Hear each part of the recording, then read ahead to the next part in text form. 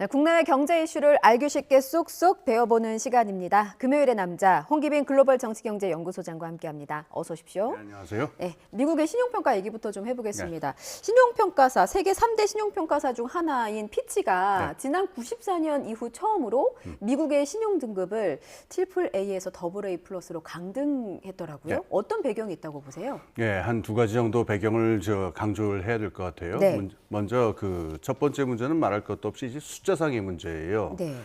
미국이 지금 재정 적자가 점점 불어날 것이다. 그래서 이 바이든 정권이 들어선 다음부터 뭐 장기적으로는 균형 재정 내지는 뭐 증세 이런 얘기도 하지만은 일단 단기적으로는 이 적자 지출을 안 할 수가 없단 말이에요. 네. 그래서 2022년부터 향후 즉 2022년에는 한 3.4% 정도 GDP 대비 이렇게 재정이 그 적자가 지출이 됐는데 이게 6%대로 뛰어오를 것이다. 그래서 2025년이 되면은 한 100 그 GDP 대비 한 120%에 가까워질 것이다. 누적된 적자가. 그런데 이 AAA 국가들을 보면은 대부분 40%에서 50% 사이거든요. 그러니까 아무리 미국이라고 하더라도 이 GDP 대비 120%가 되는 거를 그냥 둘 수는 없다라고 하는 논리가 하나 있어요. 네. 두 번째. 두 번째 논리는 이번에 좀 주의해서 네. 눈여겨볼 만한 건데 정치적인 논리입니다. 우리가 2011년에도 한번 겪었습니다만은 그동안 여러 번 미국 그 의회에서 벌어진 일인데 미국 의회 법에는 이 매년 정부가 지출할 수 있는 재정 적자의 상향 한도가 있어요. 근데 이걸 늘려주느냐 마느냐에 따라 가지고 여기서 꽉 막혀버리면은 공무원들 월급도 지급이 안 되는 사태가 있잖아요. 그거를 2년에 한 번씩 겪는 일이 미국 정치에서 지금 고질화된 게 아니냐. 그러니까 여기를 가버넌스라고 그냥 모호하게 표현을 했습니다만은 미국 국가가 재정 구조를 다루는 어떤 그 전체적인 구조적인 관리가 지금 체계적인 문제가 생겼다. 거기에 이런 언급까지 해요. 그 국회의사당 난입 사건이 있었지요. 2021년이요. 그렇습니다. 이게 이제 트럼프 후보의 그 트럼프 당시 대통령의 소행이 아니냐라는 의심이 지금 있는데 이걸 뭘로 읽느냐면은 미국 내에서 지금 국내 정치적인 사회적인 갈등이 굉장히 심하거든요. 그래서 지금 민주당과 공화당이라는 양당이 가면 갈수록 사이가 벌어지고 중도라든가 합의 같은 게 사라지니까 이런 식의 미국의 재정을 다루는 그 국가의 가버넌스 체제가 장기적으로 더 어지러워질 것이다. 이런 논리 두 개를 깔고 있습니다. 그러니까 이게 정치권에서 첨예하게 대립할수록 이게 국가 재정도 심각하게 위협할 수 있다라고 평가를 했다는 말씀이시잖아요. 양당 정치가 붕괴하고 있는 게 아니냐 이런 그 관측인 거죠. 그렇군요. 수장님 설명하시면서 저희 그래픽이 나간 게 있는데 그 신용등급 하향과 관련해서 강등과 관련해서 향후 등급 전망이 부정적 관찰 대상에서 화살표 안정적으로 바뀌었거든요. 근데 이걸 설명을 좀 해주세요. 이게 강등이 된 건데 왜 안정적이라고 표현을 해야 되는 겁니까? 그렇습니다. 채권이 특히 국채 같은 게 이게 이 등급이 내려갈 때는요. 이게 지금 비상사태다 싶어가지고 지금 어떤 급박한 상황이다라고 해서 내려가는 경우가 있고 장기적으로 이게 정기적으로 보아가지고 조금씩 조정하는 경우가 있어요. 근데 첫 번째 경우 같은 경우에는 일단 등급을 강등한다 하더라도 앞으로 더 악화될 수가 있기 때문에 계속 지켜봐야 될 그 요주의 대상이다라고 하는 그 신호가 되는데요. 이번에 그 피치 쪽의 그 대표도 말씀을 했는데 이 미국의 국채 등급을 내린 거는 어떤 정기적인 하나의 조치인 거지 어떤 뭐 급박한 뭐가 있는 것은 아니다. 그래서 앞으로 더 등급을 내릴 것 같지는 않다라고 하는 언급까지를 했어요. 그러니까는 등급의 미세 조정에 해당하는 거지 지금 뭐 급박한 상황이다 이렇게 볼 수는 없다는 거죠. 그렇군요. 옐런 재무장관이 강하게 반발하긴 했습니다. 이거 피치의 근거를 보면 굉장히 자의적이다. 그리고 오래된 데이터를 기반으로 했기 때문에 이거 신뢰할 수 없다. 뭐 이런 반발을 좀 했더라고요. 이게 그 강등 결정한 거는 뭐 과한 거다라는 지적이 있기 때문에 이거에 대한 분석은 어떻게 하시는지 궁금해요. 그러니까 지금 그 옐런 장관뿐만 아니고요. 경제학자들도 거의 뭐 이구동성으로 이건 무슨 짓이냐라고 좀 강하게 반발하는 경우가 많아요. 이를테면 그 유명한 경제학자죠. 레리 서머스 같은 사람도 이거는 이해할 수가 없는 조치다. 이런 식으로 얘기를 하고 있어요. 그리고 시장도 이거를 지금 뭐 반응이 지금 주가가 지금 내려가고는 있습니다만은 이게 뭐 의미가 있는 일이냐라고 해서 굉장히 회의적인 반응이 있고 시장에서도요. 근데 그럼에도 불구하고 이런 조치가 내려질 수밖에 없다라고 보는 쪽도 있는데 신용평가기관이라고 하는 데는 뭐 시장의 플레이어라기보다도 일종의 심판관 같은 역할이잖아요. 그러니까 경제학적인 어떤 그 엄밀한 그 정통적인 경제학의 관점에서 보자면은 이런 조치를 하지 않을 수가 없다. 그러니까는 경고해야 될 옐로우 카드를 내야 될 때 낸 그런 행위이다. 이 정도로 봐야 되는 게 아니냐 이렇게 얘기를 하는 겁니다. 그런데 시장에서는 뭐 일시적이긴 한 것 같긴 합니다만 예. 그래도 출렁이기는 했어요. 발표가 나오면서 뭐 유럽이며 아시아 뭐 할 것 없이 증시가 출렁이기도 했고 예. 한때는 우리 환율도 1,300원대를 찍기도 했거든요. 그렇습니다. 그러면은 소나기라고 예. 봐도 무방한 상황인 건가요? 예, 이때 우리가 이제 미국 국채라고 하는 자산의 성격을 좀 그 생각을 할 필요가 있는데요. 네. 일반적으로 국채라고 하는 거는 신용 등급이 떨어지면은 이 채권 들고 있는 사람들이 다 팔려고 들기 때문에 예. 채권 가격 폭락하고 금리 오르고 그러잖아요. 네. 그런데 미국의 국채를 이 신용 등급만 보고서 구매하는 사람은 없어요. 이게 미국이라고 하는 거는 명실상부한 세계의 초강대국이기 때문에 예.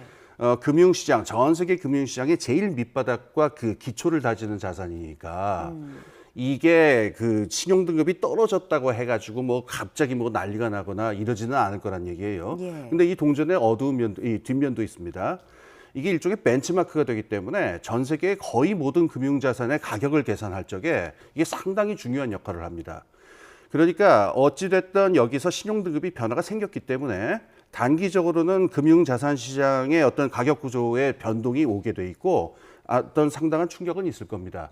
하지만 아까 말씀드린 듯이 그 미국 국채라고 하는 거는 일반적인 채권이 아니기 때문에 장기적으로는 큰 충격은 없을 것이다. 이렇게 보는 사람들이 많아요. 그렇군요. 일각에서는 12년 전의 일을 또 끌어오는 분들도 있으시더라고요. 예. 2011년 때 그때는 이제 S&P가 그렇죠. 예, 미국의 신용등급을 강등을 했습니다. 이때는 제 기억에 증시가 엄청 예, 그렇습니다. 하락했거든요. 그때와는 좀 다른 건지 궁금해요. 예, 그때하고 이제 비교를 하는 사람들이 많은데요. 예. 2011년이 이제 오바마 정권 때죠.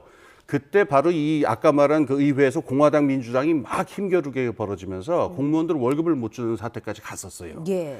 근데 그때는 이 사건만 있었던 게 아니고 2011년이 그 2009년 경제 위기의 여파가 남아 있었기 때문에 유럽, 특히 남유럽 국가들의 재정 위기가 심하게 맞물려 있었고 당시 기업들의 수익이 굉장히 안 좋았을 때였습니다. 예. 그리고 금리도 워낙 낮을 때였기 때문에 이때 그 충격이 왔을 적에 이게 증시에 끼치는 영향이 한 2달, 3달 이렇게 가가지고 한 15% 정도가 빠지고 그랬었어요. 예. 당시에는. 그런데 이번에는 다를 것이다. 왜냐하면은 지금 가장 중요하게 얘기한 거는 미국 경제의 그 어떤 실물 경제나 산업 경제 쪽의 그 실적이 예상한 것보다 훨씬 지금 인플레이션에도 불구하고 강하게 나타나고 있고 예. 기업들 실적이 좋기 때문에 그때하고는 상황이 다르다. 그래서 시장에 있는 충격은 굉장히 제한적일 것이다. 이렇게들 많이 관측하고 있습니다. 예, 알겠습니다. 다양한 시각을 엿보니까 참 좋군요. 다음 소식도 알아보겠습니다. 이번에는 국내 은행 소식인데 세상에 뭘 믿고 살아야 되나 싶을 정도예요. 횡령 얘기 좀 해보겠습니다. 지난해 우리은행에 이어서 이번에는 우리은행뿐만이 아니라 제가 다 봤는데 세다가 포기했어요. 예. 제가 알고 있는 시중은행들이 다 뭐 적게는 수천만 원에서 수백억 원대까지 횡령 사고가 계속해서 터지고 그렇습니다. 있었더라고요. 예. 이번에 드러난 건 경남은행인데 횡령 예. 금액만 562억 원이라고 해요. 예. 어떻게 된 일입니까? 요 진행 과정을 보면 좀 더 황당한데 예. 이 직원이 그러니까는 그 부장급 직원이었다고 해요. 50대. 예. 이분이 한 번에 한탕을 해가지고 이렇게 한 것도 아니고 예. 지난 7년 동안 계속적으로 문서를 위조해가지고 돈을 자기들 그 가족 명의의 계좌로 계속 돈을 빼돌린 거예요. 예. 그러니까 문서들을 자기만 위조를 하면은 얼마든지 합법적으로 나갈 수 있을 것이다. 예. 근데 이게 7년 전에 했는데 이게 들통이 안 났단 말이에요. 그러니까요. 그러니까 이게 버릇이 돼가지고 계속 하다가 얼마 전에 은행 측에서 이건 뭔가 좀 이상하다 그래갖고 은행감독원에 신고를 했어요. 횡령 혐의가 있는 것 같다. 조사 좀 해달라. 근데 문제는 이거를 은행이 인지하게 된 계기가 예. 검찰 쪽에서 연락이 왔기 때문에 그래요. 검찰 쪽에서는 다른 혐의를 가지고 그 직원을 수사를 하고 있었는데 예. 그러니까 은행은 전혀 모르고 있었던 거죠. 검찰이 얘기하기 전까지. 검찰이 얘기 안 했으면 계속해서 횡령이 발생할 그럴 가능성도 수가 있는 있었던 거. 겁니다. 예. 거기다 두 번째 문제가 또 있어요. 예. 은행에서 파악한 그 횡령 액수라고 하는 게 한 80억 정도가 아니냐. 이랬는데 막상 금융감독원에서 조사를 해보니까 이게 560억으로 나타난 거예요. 와. 그러니까 7배가 더 큰 금액인데 예. 은행은 이걸 인지하지 못하고 있었던 거죠. 네. 그래서 이게 여기까지의 사건에 흘러온 바인데 이걸 보게 되면 뭔가 근본적으로 단단히 잘못됐구나라고 하는 느낌이 드시죠. 근본적인 게 뭡니까? 분명 내부 감사도 있었고 예. 절차도 있었을 것 같아요. 예, 예. 그런데 7년 동안이나 예. 왜 알지 못한 겁니까? 좀 납득이 안 가실 거예요. 네. 특히 좀 나이가 있으신 분들은 은행이라고 하는 데는 정말 믿을 만한 곳이고 여기 절차라고 하는 게 아주 꼼꼼하게 돼 있기 때문에 착오가 있을 수가 없다. 전자계산기 같은 곳이다 이렇게 생각하실 텐데. 저도 그렇게 생각하고 있는데요. 예. 그게 아닌가 은행이 봅니다. 좀 바뀌었습니다. 지난 20년 동안. 어떻게 바뀌었습니까? 이른바 투자은행업이라고 하는 걸 하기 시작했어요. 예. 옛날에 고전적인 은행의 업무는 주로 대출이었죠. 그러니까는 자산 평가 어떤 사업의 투자 그 성과 같은 것들을 봐가지고서 일정 금리로 돈을 꿔주는 거였는데 예. 지난 한 15년 정도 은행이 다룰 수 있는 금융 업무가 굉장히 넓어졌고 여기 자본시장으로도 많이 들어가고 이른바 투자은행업이라고 하는 굉장히 복잡한 업무들도 하게 됐습니다. 예. 근데 문제는 이게 굉장히 많은 전문성을 필요한 부분들이 있어요. 요번에 문제가 된 그 직원 같은 경우에는 부동산 PF를 다뤘다고 하는데 프로젝트 파이낸싱. 예, 프로젝트 파이낸싱이요. 예. 요거는 굉장히 복잡하고 여러 전문성이 필요하니까 여러 사람이 다 이해할 수 있는 게 아니에요. 이 직원 혼자서 15년 동안을 해왔다고 합니다. 그만큼 믿었으니까 일을 맡겼겠죠. 그렇겠죠. 15년 동안. 예, 아주 성실한 사람으로 정평이 있었다고 합니다. 아. 그다음에 또 다른 건 이제 기업 인수합병에 관계된 업무 같은 것도 있는데 이거 굉장히 골치 아프고 어렵거든요. 예.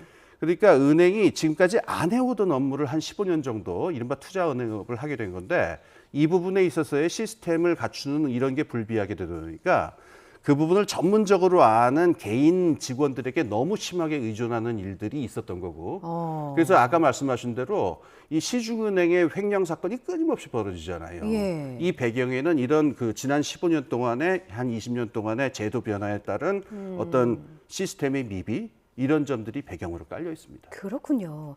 은행장이 이제 뒤늦게 나서서 뭐 고객과 은행 피해를 뭐 최소화하겠다라고 사과는 했습니다만 네. 사실 금융권은 신뢰가 생명이잖아요. 그렇죠. 그러니까 신뢰도에 굉장히 큰 균열이 가고 있고 이게 비단 경남은행뿐만이 아니라 제가 앞서 그 여러 은행을 봤는데 제가 아는 대부분의 모든 은행이 그렇죠. 다 금액이 있었다. 저희가 그 그래픽이 혹시 준비되어 있을까요? 이거 쭉 해마다 이제 그 임직원 금융사 횡령액의 추이를 봤더니 네. 제가 그냥 말로만 설명해 드릴게요. 뭐 2018년 100억 원 넘고 다 100억 원 넘고 쭉쭉쭉쭉 하다가 지난해에 1000억 원이 넘기도 그렇습니다. 했습니다. 예. 근데 이게 말씀을 들어보면 뭔가 그 전문성을 요하는 업무가 있고 네. 이 전문성의 진입 장벽이 너무 높다 보니까 네. 다른 같은 공간에서 일하는 직원들이라 하더라도 네. 눈 뜨고도 횡령금 사건을 이렇게 보지 못하는 일이 그렇죠. 계속해서 불거지고 있다는 말씀이신 거잖아요. 그렇습니다. 예. 그리고 지금 횡령 금액이 커지는 것만 문제가 아니고요. 예. 이 회수도 잘 안 됩니다. 어. 이 보니까 이게 일이 터진 다음에 이제 회수를 한다 이제 수사기관에서 이걸 하는데 예. 지금까지 횡령 금액에 비해서 그 회수된 액수를 보면 한 7% 8%밖에는 안 된다라고 해요. 너무 적네요. 예, 그러니까 이제 점점 더 신뢰성에 의문이 가게 되고 이런 사태가 누적이 되면은 예. 뭐 좋지 않은 일이죠, 정말로. 아유, 그러면 이거 내 돈 믿고 맡겨도 되나 싶은 생각이 드는데 어떻게 보세요? 돈 맡겨도 됩니까, 은행에? 아이고 뭐 안 맡길 도리는 없죠. 예. 그런데 이제 대책으로 우리가 생각을 해야 되는 게 지난번 우리은행 사건이 있은 다음에 나온 그 대책들을 보게 되면은 다 뭐냐면은 그 개인들을 어떻게 감시하고 관리하고 감독할 것이냐 이 인적 자원에만 너무 맞춰져 있어요. 그런데 이거는 시스템의 문제고 회계상의 문제고 은행이 어떻게 이 말하자면 어카운터빌리티라고 하는데 이 성명성을 확보하기 위해서 어떤 시스템을 갖추냐의 문제이지 예. 개인의 어떤 도덕성이나 자질 이런 것만으로 해결할 수는 없습니다. 그러니까 예. 우리나라 은행이 지금 굉장히 여러 가지 업무를 하고 있고 대형화된 만큼 이 시스템 미비된 부분을 빨리 보완을 해야 될 것 같습니다. 예, 지금 국내은행 내부통제 혁신 방안이라고 해서 저희가 그래픽 준비해서 나가고 있는데 이런 부분들도 잘 지켜야 하고 무엇보다 좀 내부 윤리를 강화해야 된다는 생각도 들어요. 개인의 문제라고 치부할 수만은 없지만 시스템도 갖춰지고 직원 개개인의 어떤 그 도덕성, 윤리 의식도 갖춰져야만 고객이 믿고 돈을 맡길 수 있지 않겠습니까? 그건 당연한 말씀입니다. 예. 그런데 그 도덕성, 윤리성이라고 하는 것도 시스템하고 떨어져 있는 게 아니고요.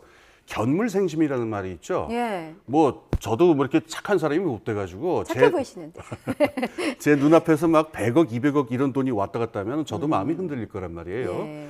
그러니까 사람이 그런 그 나쁜 마음이 생기지 않도록 이렇게 교차 감시를 한다든가 교차 승인을 한다든가 인적 관리를 사람들의 조직을 어떻게 만들었느냐에 따라서 그런 도덕성과 윤리성이 강화될 수도 있고 약화될 수도 있는 거죠. 맞습니다. 그러니까 두 문제가 결합돼 있다고 봐야 됩니다. 예, 이게 뭐 서로 직원을 믿지 말아라 이런 말씀이 아니라요. 고객의 신뢰를 확보하기 위한 필수 불가결한 그런 조치다. 예, 이렇게 이해하시면 될 것 같습니다. 지금까지 홍계빈 글로벌 정치경제연구소장과 함께했습니다. 잘 들었습니다. 예, 감사합니다.